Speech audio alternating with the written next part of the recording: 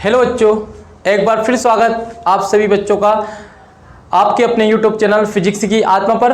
और बच्चों, आज हम जो बात करने वाले हैं, हमारा टॉपिक है कोलरास नियम के अनुप्रयोग। इससे पहला वाला जो वीडियो था, आप बच्चों प्लेलिस्ट से ही आपको पढ़ाई करना, क्योंकि प्लेलिस्ट में सीक्वेंस से मैंने सारे के सारे वीडियो अपलोड कर दिए हैं, जहां पर जाकर आप वीडियो के साथ साथ नोट्स भी बना सकते हैं। तो जो आज का वीडियो होने वाला है, ये बहुत इंटरेस्टिंग होने वाला है, क्योंकि यहाँ पर हम कोलरास नियम तो आपने पढ़ लिया है, उसके अनुप्रयोग की हम बात करने वाले हैं। कोलरास नियम क्या था? कोलरास नियम आपने पढ़ा था कि इसमें हम आणविक चालकता निकालते हैं। क्या निकालते हैं? एक बार थोड़ा सा मैं रिवाइज करवाता हूं। आणविक चालकता निकालते हैं, आणविक चालकता अनंत तनुता पर। ठीक है, ये क्या होती है? ये अलग अलग जो आयन होते हैं अनंत तनुता पर, अलग अलग जो आयन होते हैं अनंत तनुता पर, इनके योग के बराबर क्या होती है? आपकी आणविक चालकता होती है ना। इसमें जैसे ये नियम था पूरा आपका, जहां पर लेमडा एम इनफाइनाइट तो था अनंत तनुता पर आणविक चालकता, लेमडा इनफाइनाइट सी मतलब केटायन, तो अनंत तनुता पर धनायन की चालकता, ये अनंत तनुता पर ऋण आयन की चालकता, और एक्स और वाई क्या थे? धनायन और ऋण आयन की संख्या थी। तो ये हम पूरा कर चुके हैं। अब हम इस नियम की सहायता से क्या इसके उपयोग हो सकते हैं, तो वो ही हम इस वीडियो में बात करने वाले हैं। साथ में मैं आपको यहाँ पर इनके न्यूमेरिकल टाइप क्वेश्चन भी आपको करवा दूंगा। तो पहले हम बात करते हैं दुर्बल विद्युत अपघट्य। तो बच्चों, दुर्बल विद्युत अपघट्य क्या होता है कि जब हम दुर्बल विद्युत अपघट्य को जल में घोलने का प्रयास करते हैं तो पूरी तरीके से आयनित नहीं होता है, क्योंकि हमने दुर्बल विद्युत अपघट्य और प्रबल विद्युत अपघट्य दोनों में ही अंतर आपने पढ़े हैं कि दुर्बल जो होता है, जो प्रबल होता है, प्रबल विद्युत अपघट्य जल में पूर्ण तरीके से आयनित हो जाता है, मतलब अपने आयनों में टूट जाता है। जिसे प्रबल क्या होता है? यदि मैं प्रबल की बात करूं, प्रबल विद्युत अपघट्य है ना, थोड़ा सा बात कर लेते हैं प्रबल विद्युत अपघट्य की। तो प्रबल विद्युत अपघट्य जैसे सोडियम हाइड्रोक्साइड या हाइड्रोक्लोरिक अम्ल या सल्फ्यूरिक अम्ल, तो ये जब इनको जल में लेके जाते हैं और हम इसको आयनित करते हैं, तो ये पूरी तरीके से इनके आयन अलग अलग हो जाते हैं, Na+OH- पूरी तरीके से। लेकिन वही हम बात करते हैं दुर्बल विद्युत अपघट्य। तो दुर्बल विद्युत अपघट्य को जब जल में आयनित किया जाता है, तो जैसे एसिटिक अम्ल हमारा क्या है? एसिटिक अम्ल क्या है? ये दुर्बल विद्युत अपघट्य है। तो दुर्बल विद्युत अपघट्य जब इसको जल में लेके जाते हैं तो ये पूरी तरीके से आयनित नहीं हो पाता है। इसमें हम यदि इसकी तनुता और बढ़ा दें, तनुता का मतलब जल की मात्रा और बढ़ा दी जाए, तब भी क्या होगा? ये पूरी तरीके से आयनित नहीं हो पाएगा। तो इसकी आणविक चालकता हम ज्ञात नहीं कर पा रहे हैं। तो इसके लिए सबसे अच्छा तरीका क्या था? कोलरास ने बताया कि कोलरास के नियम से हम क्या कर सकते हैं? दुर्बल विद्युत अपघट्य, जो हमारा, जैसे हम एसिटिक अम्ल की ही बात कर लेंगे उदाहरण के लिए, कि आणविक चालकता ज्ञात करना, तो इसकी हम आणविक चालकता ज्ञात कर सकते हैं। तो कैसे कर सकते हैं, ये हम थोड़ा सा आपको यहाँ पे बताने वाला हूँ। तो देखना, जैसे कि मैं बात करता हूँ यहाँ पर आपका अनंत तनुता पर जो दुर्बल अपघट्य आणविक चालकता में ज्ञात करता हूँ एसिटिक अम्ल की। तो एसिटिक अम्ल को जैसे ही मैं अनंत तनुता पर घोलने का प्रयास करूंगा, अनंत तनुता इसकी कर दूंगा, तो ये क्या होगा? ये अनंत तनुता पर अपने अलग अलग आयन में, जैसे कि एसीटेट में अलग टूट जाएगा, साथ में ये टूटेगा H+ में, यानी इस रूप में टूट जाएगा। क्योंकि हमने जो कोलरास का नियम पढ़ा था वहां पर यही बात की थी कि अनंत तनुता पर कोई भी आयन हो सकता, मतलब कोई सा भी यौगिक हो सकता है, तो वो उसकी जो आणविक चालकता रहती है, ए मतलब होता है आणविक चालकता, किसकी? यहाँ पर एसिटिक अम्ल की बात कर रहे हैं। तो वो उनके जो आयन रहेंगे, आयन चालकताओं के योग के बराबर, इनके आयन की जो चालकता है इसके योग के बराबर कौन रहेगा? आपका एक अणु। तो बच्चों, इसमें यदि मुझे एसिटिक अम्ल की आणविक चालकता ज्ञात करनी है, तो उसको ज्ञात करने के लिए हमारे पास 3 अलग अलग अणु रहेंगे। जैसे कि एक मेरे पास रहेगा CH3COONA, एक मेरे पास रहेगा HCl और एक रहेगा NaCl। ये 3 यौगिक है जिनकी सहायता से मैं क्या कर सकता हूँ? एसिटिक अम्ल की अनंत तनुता पर आणविक चालकता ज्ञात कर सकता हूँ। तो कैसे करेंगे ये मैं आपको बताने वाला हूँ। जैसे मैंने क्या किया, जी जो CH3COONA मेरे पास है, इसको मैं अनंत तनुता पर जब इसकी आणविक चालकता निकालूंगा तो इसके आयन अलग अलग होने वाले हैं। लेमडा इनफाइनाइट एक तो हो जाएगा आपका CH3COO- और साथ में क्या हो जाएगा? इनफाइनाइट, इसमें क्या है? Na+। इसको मैं समीकरण 1 नाम दे सकता हूं। ठीक है, ये आणविक चालकता किसकी है? सोडियम एसीटेट की। तो सोडियम एसीटेट को इस तरीके से लिख सकता हूं, मुझे ज्ञात करना है आणविक चालकता एसिटिक अम्ल की। किसकी? एसिटिक अम्ल की। तो एसिटिक अम्ल की मैं ज्ञात करने वाला हूं।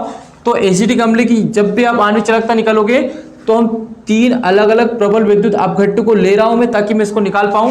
अब देखना यहाँ पर HCl, तो HCl को मैं इस तरीके से लिखूंगा HCl, इसको लिख सकते हैं हम, ठीक है। अनंत अनुता पर इसका एक आयन रहेगा H+ और एक आयन रहेगा इसका Cl-। ओके, इसको समीकरण 2 नाम दे दिया। इसी प्रकार मैं क्या कर सकता हूं, NaCl जो रहेगा, तो अनंत अनुता पर जो NaCl रहेगा उसको यदि ब्रेक करूंगा, इसके आयन जो बनने वाले हैं वो इनफाइनाइट, एक यहाँ पर Na पर प्लस चार्ज होता है, Na आयन अलग हो जाएगा और एक आपका इनफाइनाइट Cl आयन अलग हो जाएगा। तो यहाँ पर 3 मैंने अलग अलग प्रबल विद्युत अपघट्य लिए हैं जिनको आयनित जब करके देखा तो 3 अलग अलग समीकरण मेरे पास आ गए और मुझे कुल मिला के आणविक चालकता निकालनी है एसिटिक अम्ल की। तो यहाँ पर क्या करना है, समीकरण 1 + 2 और -3 से समीकरण 1 और 2 को आपको जोड़ देना है और 3 को घटा देना, तो उससे क्या होगा, दुर्बल विद्युत अपघट्य की आणविक चालकता हम ज्ञात कर सकते हैं। और हमने यहाँ पर हमारे सवाल के एग्जाम्पल के रूप में मैंने एसिटिक अम्ल लिया है। इस प्रकार का जो हम सवाल करेंगे वहाँ पे आपको इजीली फॉर्मूला यही लगाना है। देखो मैं इसका ट्रिक भी बता देता हूँ आपको, हो सकता है बहुत सारे बच्चों को ये चीज़ समझ में नहीं आती हो कि सर क्या कर रहे हैं, इसमें आणविक चालकता किस प्रकार से निकाल रहे हैं। तो सबसे सिंपल तरीका ये रहेगा कि जब भी आपको सवाल दें तो वहां पर आपको क्या करना है, जो तीसरे नंबर की वैल्यू रहेगी NaCl या KCl, मतलब जो लवण रहेगा उसको हमेशा घटा देना है और 2 आगे की जो वैल्यू रहेगी उसको जोड़ देना। तो यहाँ पर भी मैं ऐसे ही कर रहा हूँ, समीकरण 1 और 2 को मैं जोड़ रहा हूँ, है ना, क्योंकि मुझे क्या करना है, सिंपल सा तरीका ये यूज करना है कि मुझे यहाँ पर एक तो एसीटेट आयन चाहिए और एक H+ चाहिए। तो आप इन तीनों को जब मैच करके देखोगे तो तीनों में देखो आप, एक मुझे चाहिए एसीटेट, यानी कि ये एसीटेट बच जाना चाहिए, ठीक है, और क्या क्या बच जाना चाहिए, और एक H बच जाना चाहिए, यानी कि ये Na भी जाना चाहिए, यहाँ से गायब हो जाना चाहिए, यानी Na से Na कट जाना चाहिए और Cl से Cl कट जाना चाहिए। तो ये कब कट पाएगा, जब समीकरण 1 और 2 को जोड़ के तीसरे को घटा देंगे। तो तीसरे में 2 चीज Na और Cl, Na इस Na को लेके चला जाएगा, Cl इस Cl को लेके चला जाएगा, तो मेरे पास बचेगा CH3COH। क्या हो जाएगा, CH3COH। तो वो रहेगी आपकी दुर्बल विद्युत अपघट्य की आणविक चालकता। तो अभी आपको ज्यादा टेंशन नहीं लेना है, बस आपको अभी ये समझना है कि मैं सिंपल वे में आपको बता रहा हूँ कि जो सोडियम एसीटेट है उसके आयन इस प्रकार से होने वाले हैं, उसी प्रकार HCl के आयन भी इस प्रकार से होने वाले हैं और NaCl के आयन भी इस प्रकार से होने वाले हैं। तो समीकरण 1 और 2 को जोड़कर 3 को घटाना है। तो देखना, ये समीकरण 1 है आपका, तो लैम्डा इनफिनाइट m, पहले हम LHS में LHS को सारे को जोड़ लेते हैं। ओके, इसमें इसको जोड़ लिया मैंने, तो लैम्डा इनफिनाइट m HCl। ध्यान देना बच्चों, समीकरण 1 और 2, ये समीकरण 1 है, पूरा ये 2, तो इसका जो बराबर के इधर वाला भाग है LHS वाला, इसको जोड़ दिया। समीकरण 3 को मैंने बोला घटाना है, तो इसको मैं पूरा घटा देता हूँ, माइनस इनफिनाइट NaCl। ओके, ये तो हो गया आपका LHS वाला भाग बराबर। अब आपका भाग आएगा RHS वाला। तो देखना, यहाँ पर दिया हुआ आपको इनफिनाइट CH3COO माइनस प्लस आपका है इनफिनाइट Na+, यानी समीकरण 1 वाला भाग है। दूसरा भाग देखते हैं, तो इसमें भी प्लस आएगा, इनफिनाइट H+, ठीक है, साथ में आपका क्या है प्लस, यहाँ पर प्लस में लिख देता हूँ इनफिनाइट Cl-। ओके, यानी मैंने समीकरण 1 और 2 का ये भाग पूरा लिख दिया है। और -3 करना, समीकरण 3 को माइनस करना, तो मैं माइनस कर देता हूँ किसको, इनफिनाइट Na+, और देखना ये भी माइनस हो जाएगा, माइनस इनफिनाइट Cl। ओके, हम एक स्टेप बढ़ा सकते थे, माइनस का फिर भाग देते, तो मैंने डायरेक्टली इसको भी माइनस कर दिया, इसको भी, क्योंकि समीकरण 3 है। ओके, तो समीकरण 1 2 को जोड़ा, 3 को घटाया, तो देखो इधर तो वैल्यू ऐसी की ऐसी ही रहने वाली, देख लें आप ध्यान से, CH3COO Na, okay, plus lambda infinite m HCl।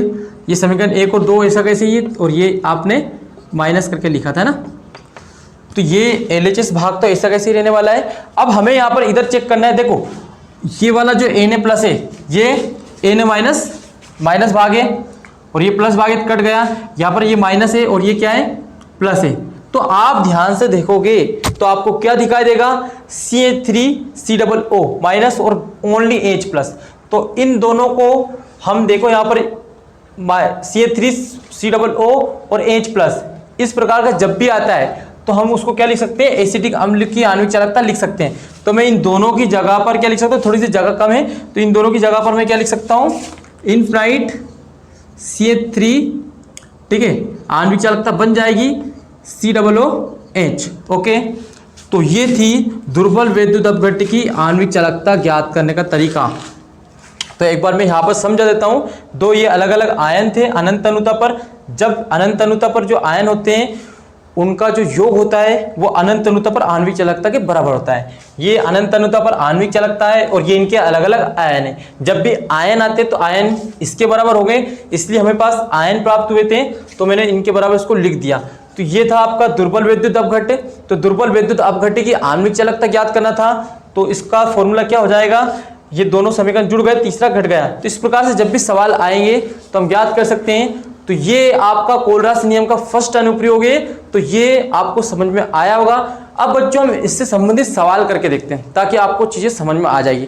देखना, वैसे तो इसका अनुप्रयोग 1 या 2 पूछा जाता है, साथ में इसके सवाल भी आते हैं। तो सवाल कैसे सोल्व करने वाले हैं हम इसी वीडियो लेक्चर में उसको कर लेते हैं ताकि आपको वो भी समझ में आ जाए। तो पहले बात करते हैं, एक सवाल मैं नोट डाउन कर लेता हूं, फिर हम सवाल को सोल्व करेंगे। ठीक है बच्चों? हाँ बच्चों, मैंने यहाँ पर एक सवाल लिया, अंकित सवाल।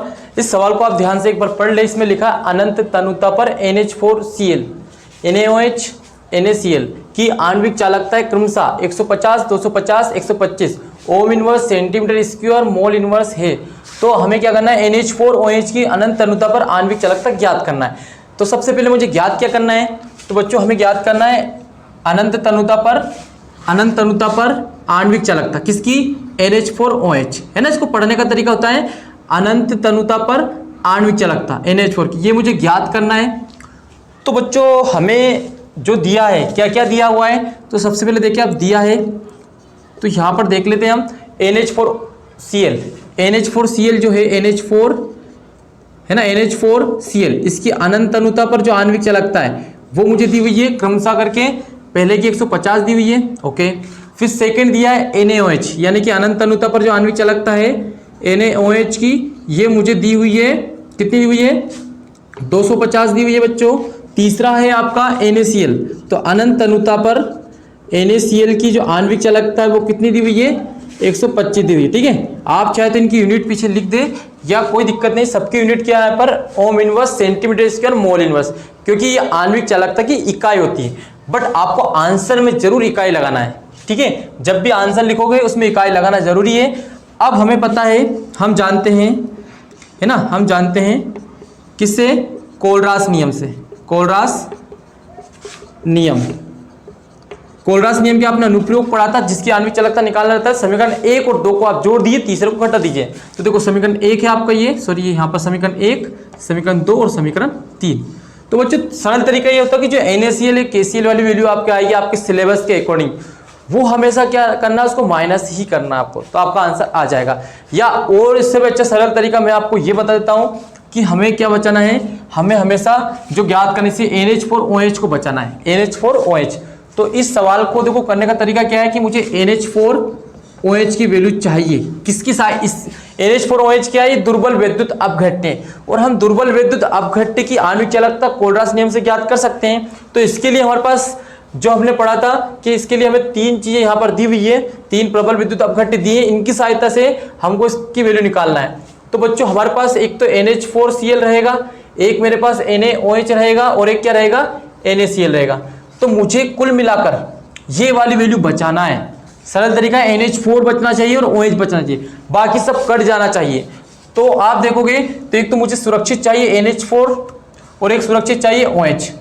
तो कटना क्या चाहिए, एक तो ये क्रॉस होना चाहिए, Cl यहाँ से जाना चाहिए, एक Na जाना चाहिए और यहाँ से ये Na और Cl चला जाना चाहिए।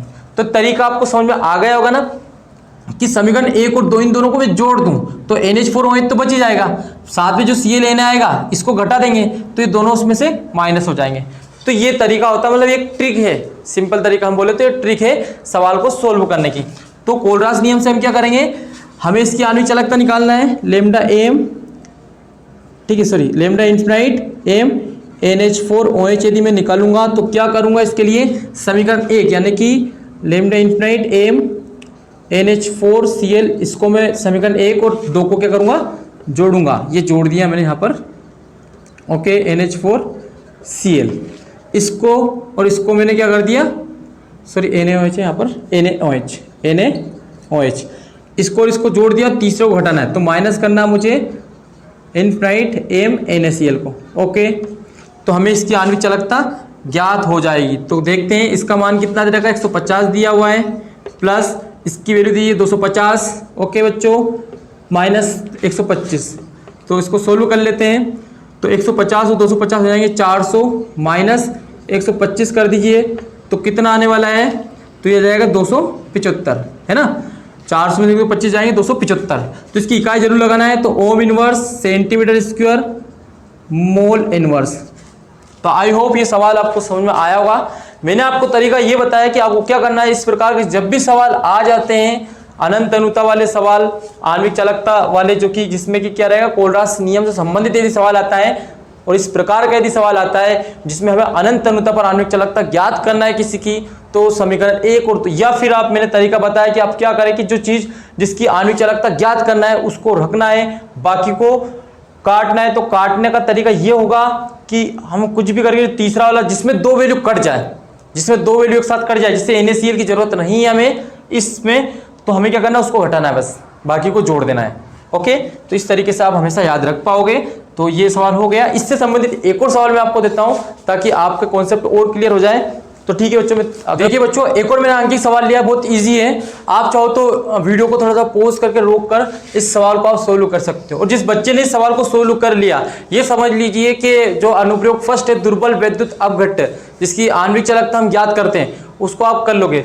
बस कुछ बच्चे सोच रहे होंगे कि यहाँ पर तुल्यांक की चालकता दी हुई है और तुल्यांक की चालकता ज्ञात करनी है। तो बच्चों, आपने देखा होगा कि तुल्यांक की चालकता और आणविक चालकता में कोई डिफरेंस नहीं है, बस थोड़ा सा इकाई में डिफरेंस आ रहा है। यहाँ पे ओम इनवर्स सेंटीमीटर स्क्वायर के साथ मोल इनवर्स की जगह EQ इनवर्स आ रहा है। तो सवाल वैसा ही करना है जैसा हम आणविक चालकता ज्ञात करते हैं, क्योंकि आणविक चालकता और तुल्यांक की चालकता लगभग एक ही जैसी है, तो कोई डिफरेंस है नहीं यहाँ पर। तो इसमें आप सोल्व कर लीजिए। तो सबसे पहले हम क्या करते हैं, जिसने बच्चों ने कर लिया वो आंसर मिला लेना अपना। तो मुझे देखो, मैं डायरेक्टली कर देता हूँ थोड़ा सा। मुझे आणविक चालकता मुझे निकालनी है, किसकी आणविक चालकता निकालनी है, अनंत अनुता पर CH3COOH की, सॉरी तुल्यांक की चालकता। तो यहाँ पर एम की जगह EQ कर दो, बस इतना सा अंतर है। एम आएगा तो आणविक चालकता, EQ आया तो तुल्यांक की चालकता। इसको ज्ञात करना, तो ज्ञात करने का तरीका क्या रहेगा, ये ज्ञात करना है। तो बच्चों, मुझे जो चीज दी हुई है वो हम देख लें। मुझे ACl, CH3COONA और NaCl, इसकी अनंत अनुता पर तुल्यांक की चालकता 426, 91 और 126.5 दिया हुआ है। तो जल्दी से हम सवाल को कर लेते हैं। तो अब मैं ये नहीं लिखूंगा कि दिया हुआ है ना, ये आपको नोट्स में सारी चीजें मिल जाएगी। इसके बाद मैं नोट्स भी आपको उपलब्ध करवाऊंगा वीडियो के लास्ट में। तो बच्चों, हम क्या करते हैं, मुझे जो ज्ञात करना है अनंत अनुता पर EQ CH3COOH, यदि मुझे निकालना है तो मुझे समीकरण एक को जोड़ना होगा, ACl पहले को जोड़ना होगा, दूसरे को भी जोड़ना होगा, है ना। तरीका सीख गए ना आप बच्चों। और मुझे क्या करना होगा, तीसरे को माइनस करना होगा। तो तीसरे की आणविक चालकता जो रहेगी अनंत अनुता पर, इसको माइनस करना है। क्लियर। तो देखिए इसकी वैल्यू कितनी है, 426, ये लिखा 426 प्लस, सॉरी थोड़ा सा ये EQ कर लेना, है ना, ये मिस्टेक हो गई मेरे से, क्योंकि यहाँ पर तुल्यांक की चालकता की बात करें तो तुल्यांक की चालकता दे देते हैं। इसकी 426, इसकी 91 और इसकी 126.5। तो बच्चों, इसको तो माइनस कर लेना, सॉरी। तो 91 को 426 को जोड़े, 9 6, सॉरी 6 और 1 7, 9 और 2 11 का 1 हासिल आया 1, 4 और 1 5, 517 माइनस 126.5। तो हम क्या कर सकते हैं, 517 जो रहेंगे इसमें से 126.5 को माइनस करना है। तो यहाँ कुछ नहीं है तो जीरो लगा सकते हैं। 10 में से 5 गए तो 5, यहाँ पर जीरो बचेगा, ठीक है। यहाँ हो जाएंगे 10, सॉरी हाँ, यहाँ पर 11 में से 2 गए तो 9 और ये 3, 390.5। तो क्या जाएगा, 390.5 ओम इनवर्स और सेंटीमीटर स्क्वायर और EQ इनवर्स, ये आपका क्या रहेगा, फाइनल आंसर रहेगा। तो इजी वे है, कुछ भी नहीं है सवाल में। आपको तीनों वैल्यू दे के रखेंगे, तीसरी वैल्यू को माइनस करना है, और माइनस उसको करना है जो कि आपको कैसे माइनस करना है, जिससे कि मैं वापस से बता देता हूं आपको। जैसे मुझे वैल्यू किसकी निकालना था, यहाँ पर एसिटिक अम्ल की। तो एसिटिक अम्ल की निकालना, तो इन तीनों में वो नंबर देके आप, है ना, और मैं सरल तरीका बता रहा हूं, इन तीनों में वो वाला नंबर देके, मतलब तीनों में वो अणु देके जो इसमें मैच नहीं करता है, एक भी उसका परमाणु मैच नहीं करता है। तो यहाँ पे देखोगे H आ रहा है इसके अंदर, ठीक है। इसमें देखो Na ये CN3COOH आ रहा है, ओके। Na आ रहा है क्या? नहीं आ रहा है। Cl आ रहा है क्या? नहीं आ रहा है। तो इसका मतलब ये है कि ये दोनों जुड़ेंगे और ये घट जाएगा। ठीक है, दुनिया का कोई सा भी सवाल आ जाए जहां पर तीन आपको अलग अलग अणुओं की आणविक चालकता आपको दे दें, तो उन तीनों में देख लें कि जो चौथा वाली जिसकी ज्ञात करना है उसको मैच कर ले। जो बिल्कुल मैच नहीं हो रहा है, एक भी परमाणु मैच नहीं हो रहा है, बस उसी को माइनस कर देना, बाकी दो को जोड़ देना। हो सकता है कि आपको आगे पीछे दे दे, मैं तो हर बार NaCl को पीछे लिख रहा हूं, पर हो सकता है NaCl बीच में दे दे, तो आपको क्या करना है? तो यही करना है कि जो वैल्यू ऐसी रहेगी जो मैच नहीं होगी, केवल उसी को माइनस कर देना। ओके बच्चों, तो ये आपको आ गया होगा। अब मैं इससे संबंधित कोलरास नियम संबंधित थोड़ा सा एक और आंकिक सवाल लेने वाला हूं। ठीक है, तो थोड़ा बोरिंग नहीं हो, आप करते जाएं, बस चीजें कॉन्सेप्ट क्लियर होगा तो सारी चीजें समझ में आ जाएगी। ठीक है बच्चों, अगला सवाल लेते हैं। ठीक है बच्चों, एक और आंकिक सवाल लिया, लेकिन यहां पर थोड़ा सा चेंजेस करके मैंने लिया हुआ है ना, तो इसको थोड़ा ध्यान देना। यहां पर अनुप्रयोग 1 से थोड़ा सा हटके लिया है मैंने। यदि यहां पर लेमडा इनफिनिट Al3+ आयन, यानी कि यहां पर डायरेक्ट आयन दे दिया है ना, और यहां पर एक और आयन दे दिया और इसकी आणविक चालकता ज्ञात करना है। तो बच्चों सबसे पहले हम ये करें, इसकी मुझे आणविक चालकता ज्ञात करनी है। तो आणविक चालकता जो होती है वो उसी अणु के जो आयन होते हैं अनंत अणुता पर, उनके अलग अलग जो आयन होंगे उनके योग के बराबर होगी। तो सबसे पहले मैं क्या करता हूं, इसका आयनन कर लेता हूं, यानी कि मुझे Al2SO4 इस टाइप का जब सवाल आता है तो हमको क्या करना है, सबसे पहले इसका अनंत तनुता पर, इसको मैंने क्या करा, अनंत तनुता पर इसकी आणविक चालकता निकाली, या हम ऐसा बोल सकते हैं कि इसका आयनन कर लो। पहले क्या कर लेते हैं, आयनन कर लेते हैं। तो जब आयनन करते हैं हम क्या करते हैं, आयनन यानी अलग अलग इसके आयन निकाल लेते हैं। तो जब आयन निकालेंगे तो क्या होगा, एल्यूमिनियम अलग हो जाएगा, ठीक है, प्लस सल्फेट अलग हो जाएगा। अब हमें पता है एल्यूमिनियम पर जो चार्ज होगा, तो कैसे पता करें कि एल्यूमिनियम पे चार्ज क्या है, सल्फेट पे क्या है। तो हम ये देखें कि इसके यहाँ पर जो नंबर है, समन्वय नंबर कितना है, वो इसकी घात हो जाएगा, इसकी जो है इसकी घात हो जाएगा। तो देखना 3 यहाँ पर है तो ये Al पर चला जाएगा, एल्यूमिनियम पर प्लस होता माइनस होता नहीं है, और ये 2 कहाँ पर चला जाएगा, यहाँ पर। तो ये तो होगा इनके चार्ज। पहली चीज क्लियर, क्योंकि कक्षा 11वीं में हमने पढ़ा है जब भी इनके नीचे नंबर रहेंगे जो इसकी घात बन जाएगी। ठीक है, तो ये हो गया। अब हमको ये देखना है कि एल्यूमिनियम यहाँ पर कितना है। तो बच्चों देखिए एल्यूमिनियम यहाँ पे 2 है, तो मैं यहाँ क्या कर दूंगा, 2 लगा दूंगा। फिर यहाँ पर देखना सल्फेट का जो आयन है वो कितने हैं, तो यहाँ पर 3 है, तो इसके आगे 3 लगा दिया। तो पहली चीज क्लियर, आयन आप सीख गए हो ना। तो बच्चों अब कोलरास नियम पे आइए, किस पे आइए, कोलरास नियम पे। तो कोलरास का जो नियम था वो ये कहता था कि अनंत तनुता पर जो आणविक चालकता होती है ना, जिसकी भी आणविक चालकता हो वो उसके अलग अलग आयन के योग के बराबर होती है। तो हमारे पास तो हाल फिलहाल Al2SO4 है और 3 है, इसकी आणविक चालकता मुझे निकालनी है। तो इसके अलग अलग आयन करूंगा, तो मैंने आयनन करके देख लिया है। इसके आयन होते हैं, देखना अनंत तनुता पर जो इसका आयन होगा एल्यूमिनियम 3+ का, वो कितने आयन होंगे, 2 आयन होंगे। साथ में अनंत तनुता पर जो सल्फेट के आयन होंगे, सल्फेट के आयन होंगे कितने होंगे, वो 3 होंगे, है ना। मतलब इसके आयन देखा तो एल्यूमिनियम 3+, केटायन और एनायन।